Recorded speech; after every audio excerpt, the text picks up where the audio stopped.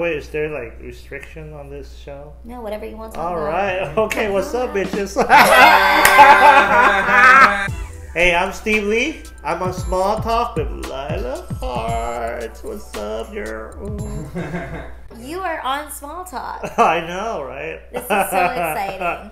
The Steve Lee Hey. of comedy here on the couch, about to serve us some samurai knowledge of comedy, ninja style. Is that racist? Well, you could be more racist, by the way. Like, you're kind of Asian too. So. I am. I'm Filipino. Oh, Filipino. All right. Like, how would a more jungle Asian-y racist would be? Yeah, we're like the Chinese Mexicans. Okay. All right. Yeah. There we go. That would spice it up. What's up, Steve? Pun intended. Yes, pun intended. Steve, I've known you since the beginning of my comedy career. Oh, okay. Oh, my honor. Yes. I guess. Yes. I actually remember seeing you at Flappers. That's where we met. What show was it? I don't know. I think it might have just been a mic. I don't think it was necessarily a show, but I've seen you on plenty of shows, but it was a mic. Cool. And I really admired you. Oh, thank you very From the much. moment I saw your comedy, I felt really inspired. I was like, oh my gosh, Oh, my God. I just loved how you openly just talked about everything and anything. I was like, nothing was off limits, and your jokes were really clever, and it just inspired me to just go deeper within my comedy. And now to have you on Small Talk, it's like a dream come true. No, it's my honor too. Yes. You know, so thank you. First of all, thank you for all the kind words. And I am okay. Here's the thing: I'm 8 years in the game. In a game, I was like, it's so LA, like in a game, like. So I'm 8 years doing this comedy thing, and also I'm doing more acting. Or at least I'm learning more about acting and singing now. Oh wow! Yeah, I used to sing a little bit back in college. I sang a little opera. Oh. Okay. Anyway. I feel like I'm being more humble now, especially coming to LA with all the really like funny headliners, and they still sometimes going to open mic to test their material. I'm like, oh my God, like that guy is so funny on the road. I saw this person, and this guy is in the same goddamn open mic with me. Right. Like, oh my God. I feel like when I see that, especially the ones that are like always working on new stuff, it just lets me know like this is something you continuously have to work at, you know, like you constantly have to be writing and working on the performance aspect of it, and you know, you love it and it becomes your passion. Yeah. By the way, is there like restriction on this show? No, whatever you want to talk All about. right. Okay, what's up, bitches?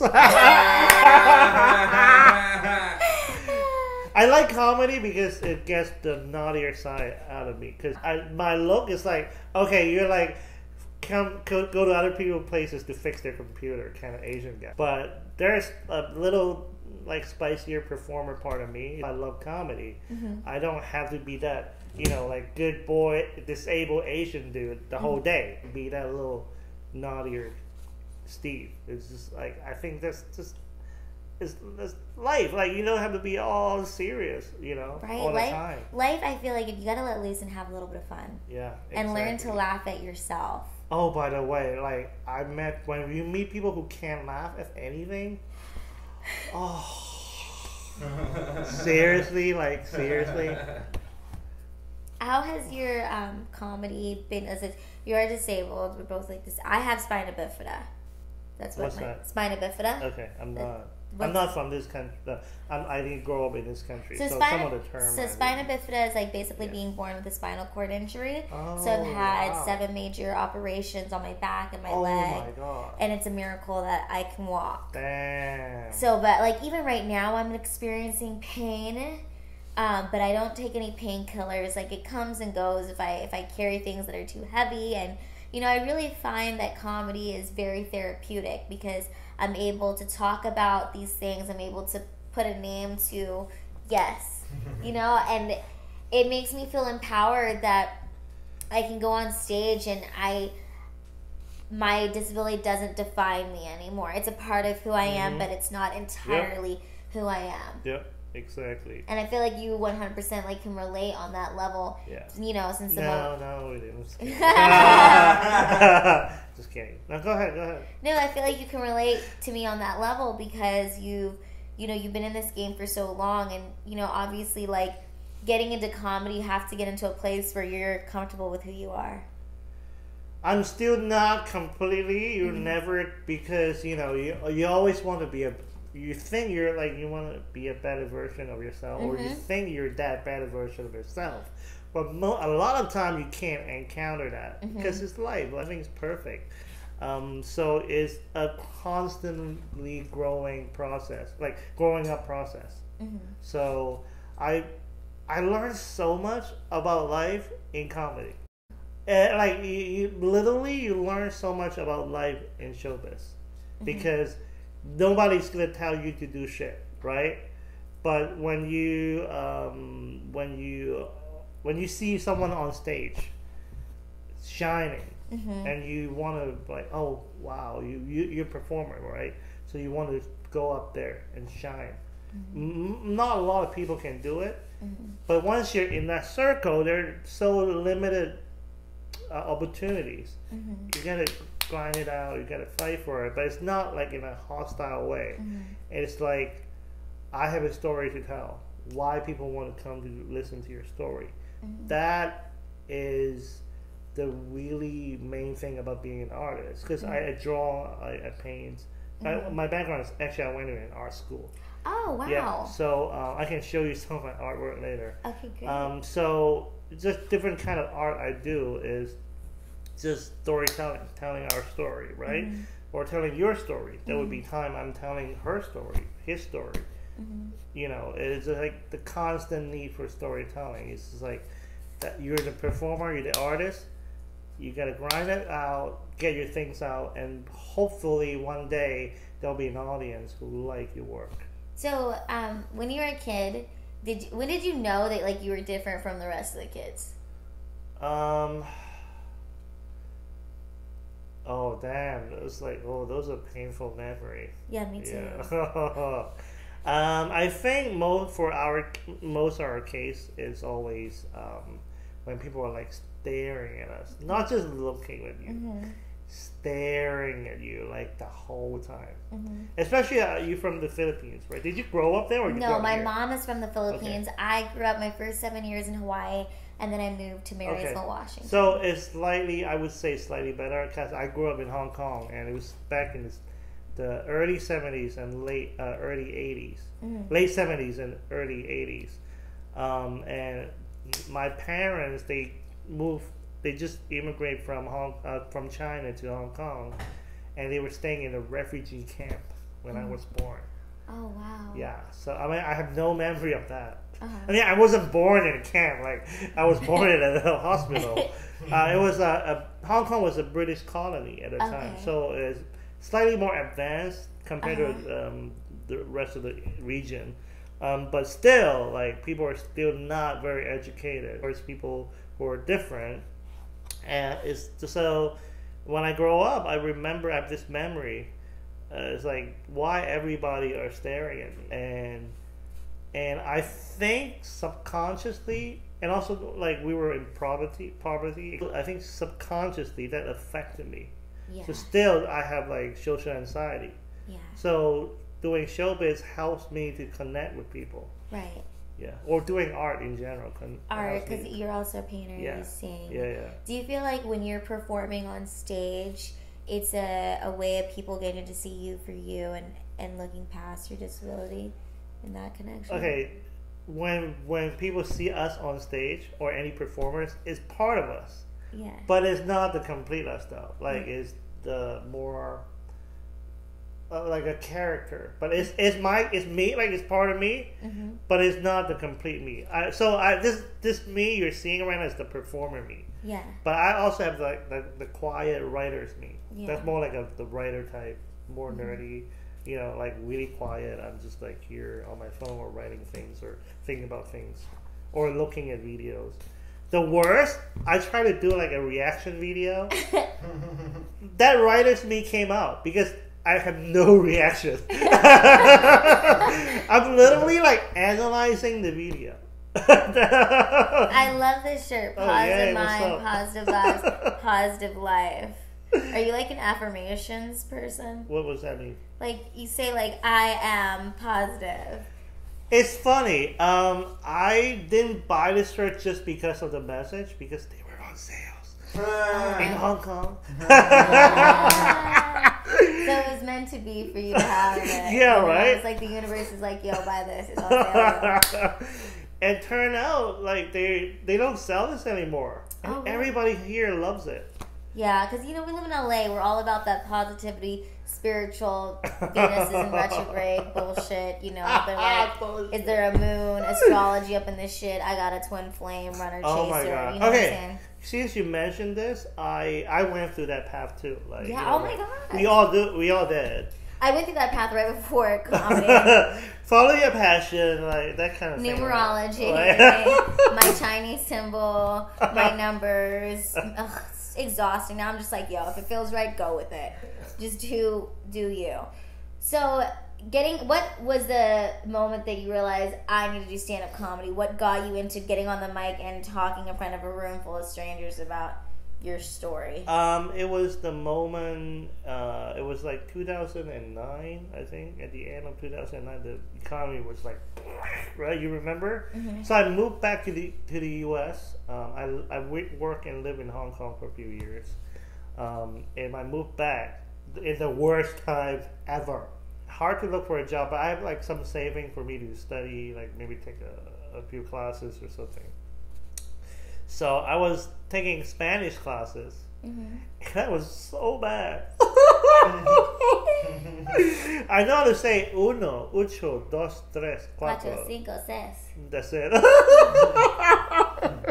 Hola, amigo. Yeah. That's all I know. Mi nombre es Lila. ¿Cómo estás? I don't even know what that means. I don't even remember what that means. My favorite word was mochila because it meant backpack. Oh, okay. So, it was a tough time, and it was that tough time was like, what else do I want to do? And I used to watch a lot of Jon Stewart and Russell Peters. Oh, Russell. Russell Peters is Russell's like is among nice. ethnic international people. He's huge. He was the only one for us. Can I tell you something? When I first met Russell Peters at the Comedy Store, he was talking to me and he was really nice. I didn't realize like how big of a deal Russell Peters was. And so I used to talk to him every week. I'd see him, we talk. And right before I went to the Philippines, I was telling him I was going to go to the Philippines to my mom. He was like, oh, what's your Instagram? We started following each other. When I got back, he was like, oh, I didn't know you were a comedian. I thought you just like to hang out. You're pretty funny. And I was like, oh my God, this is so hilarious. Because I didn't know how big of a comedian he was. But we have like several pictures together, and he's so kind. He's super nice every time I see him, but I just think that's so funny. He didn't know I was a comedian, and I didn't know how big of a household name That's was. actually great. That was great. That's a good way to meet. You met him like he's a person. You know what I mean? Yes. Yeah, that's And a it's like, great way it's to so meet. cool to, have like those kind of connections happen at the Comedy Store, and I love that. Oh, it's funny. When I first started comedy, because of those people, right? And then I went online and searched for a class, and there's like free stand-up comedy class. I used to live in San Francisco, so I went online and looked for it. It was like free class. I went there.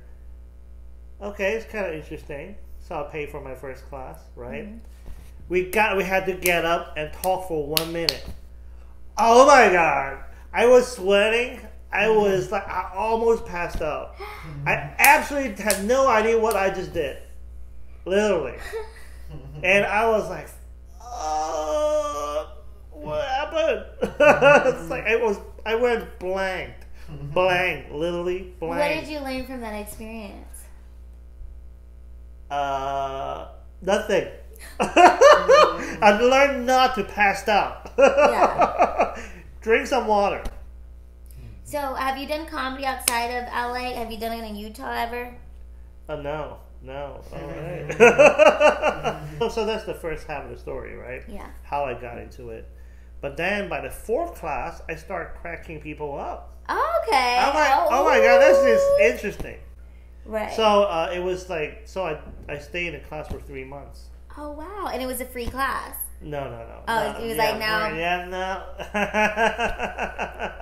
So then I was so shy. I was still like the shy, nerdy computer type dude, right? Asian dude. I remember it was like, okay, it's kind of interesting. I was making my classmate laugh. And then they were like, all right, guys, you guys are good enough. Let's do like a graduation show. Ooh. So people start inviting their friends and family. And before that show, we go to a place called Purple Onion in San Francisco. Okay. The name was like one of the historical venues for comedy, but it's not in the same place. But it's still like the name is like a big name in comedy over there. And I was practicing doing open mic, my first time performing in front of strangers, other than classmates, and people were just laughing. I don't know why. And I was like, oh, okay, I got this. Bitches, what's up? Yeah. So my mom, more naughtier version of Steve, started coming in. You naughty, Steve. Yeah, all right. The more, okay, let's say more like the more fun. You version spank of me. people with those canes, Steve? You naughty? Do you want a parking spot? A good parking spot can help you out. I'm talking to the director. So anyway, I feel like, oh, this is fun. Yeah. But here's the thing.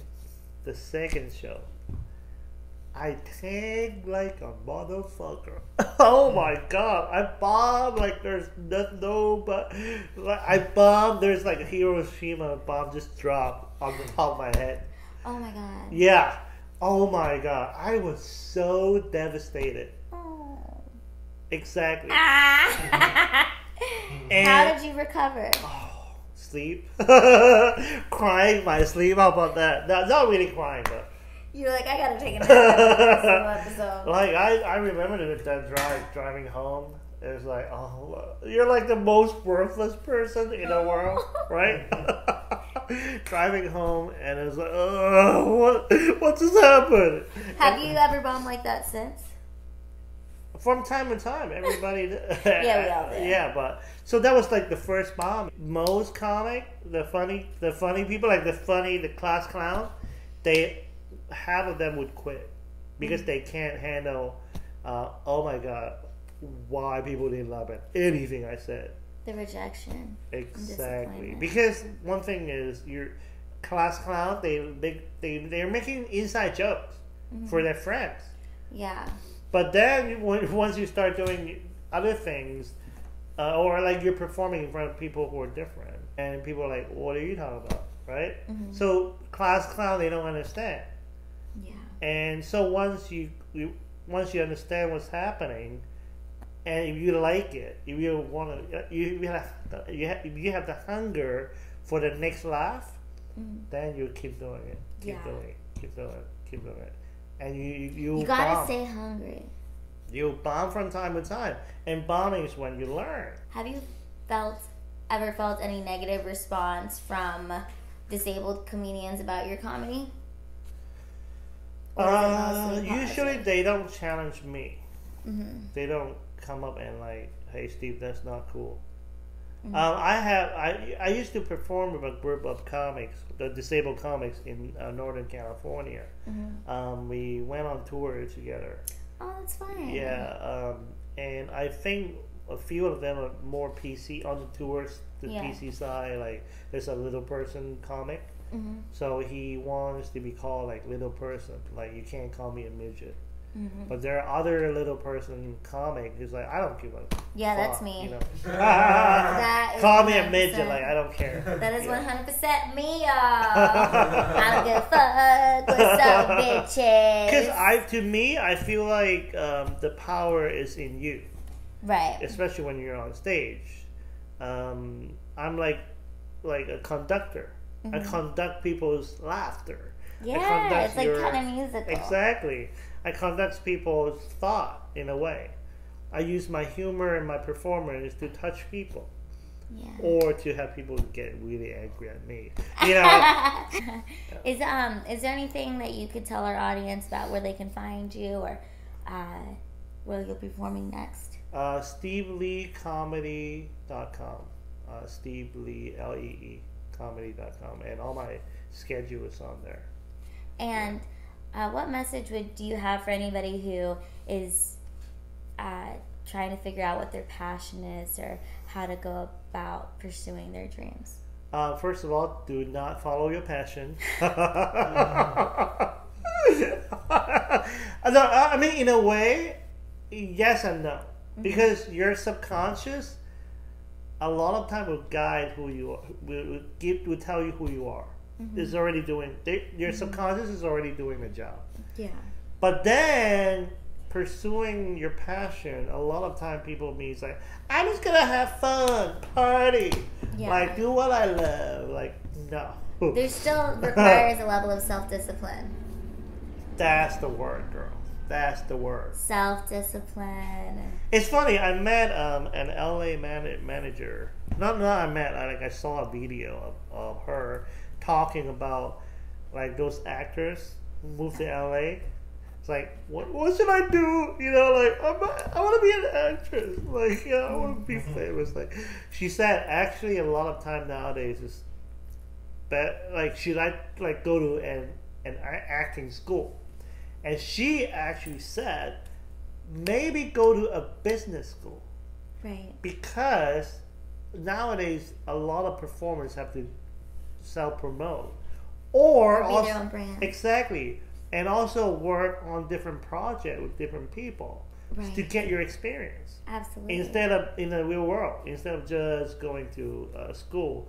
I mean, I don't mind going to a school, but experience is a big part of what we do, right?